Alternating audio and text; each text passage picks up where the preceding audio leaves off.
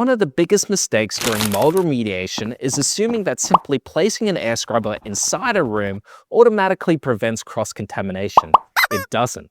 If airflow is set up incorrectly, mold spores and contaminated dust can still spread throughout the building. In this video, we're going to show you how to properly set up a containment area using industrial HEPA air scrubbers to help avoid cross-contamination during mold remediation and demolition work. We'll help cover the core airflow concepts, the equipment required, how to build containment, and how to correctly position air scrubbers. I'll create chapters for this video so you can skip to the part you need to see. Okay, so the most important concept here is cross-contamination. We'll focus on the example of mold remediation, but these concepts apply over different situations like asbestos removal or sewage cleanup and more. If you think about it, mold spreads via spores that become airborne, and they like to travel. From the source of the problem, we have a condition 3 area with active mold colonization. The spores travel from here using airflow to land in other parts of the premises, creating condition 2 areas, spores floating in the air and settling on surfaces. With enough moisture and food source, these settled spores can easily turn into condition 3 area. Not to mention, airborne spores are harmful to breathe in. So you may go in to clean a condition 3 mold affected area, but unintentionally cross-contaminate, creating a condition 2 and eventually a condition 3 area or areas throughout the premises. This is where containment becomes critical. With proper containment, with some containment sheeting and poles, tape, air scrubbers, and a little know-how, you can ensure that mold doesn't spread when you get rid of the source. I have a roll of 30-meter 160 UM plastic, some tape, an air scrubber filter, some containment poles, and some poly sheeting. First, I'll unroll the IQ Pro 160 UM plastic. I need it a little bit over 6 meters around the area, so I'll unroll the plastic around the proposed area. Remember to leave a little extra on each end for sealing purposes. The IQ Pro 160 UM plastic unfolds to a 3-meter height, so a 2.7 meter ceiling is perfect. Next, position your containment poles. I'm using zip-all containment poles here. Place the pole head on the inside of the plastic, then connect the plate on the outside to secure the plastic between the two pieces. This creates a firm grip that allows the pole to hold the plastic tightly in place. Do that for every pole you plan to use and lay it out. From now, it's helpful for you to have another helper. Start erecting the poles to press the heads against the ceiling and shove the plastic underneath each pole, creating a floor-to-ceiling poly sheeting barrier.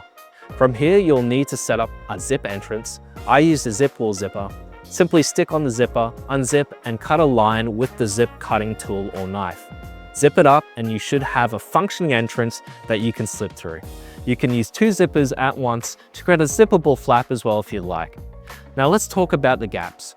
You'll notice gaps in potential places for airflow to leak, and you'll need to fix those up.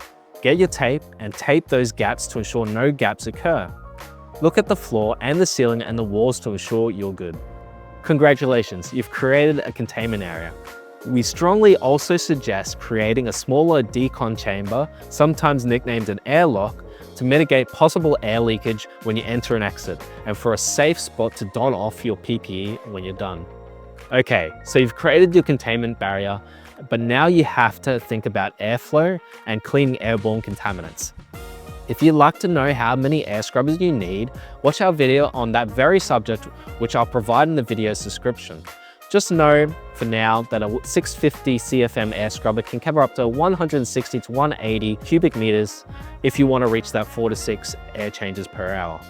What we should really focus on is creating a negative air setup. So what is negative air? It's setting up the airflow in such a way that air wants to be drawn into the area. Think about it. If you have a positive air setup where air is being pushed out, this creates the opportunity for the containment air to escape your containment, especially when you're entering or exiting the space. This is the same for neutral air, though at a lesser degree. By creating negative air pressure, the clean air goes towards any opening, preventing any contaminated air from escaping. So how do you create a negative air setup? It's quite easy. Just connect the intake of your air scrubber to the wall of your containment from the outside. This creates a vacuum effect we refer to as a negative air setup. By placing the air scrubber as close as you can to the source of the mold, you're discouraging contaminated air from traveling over your contained space.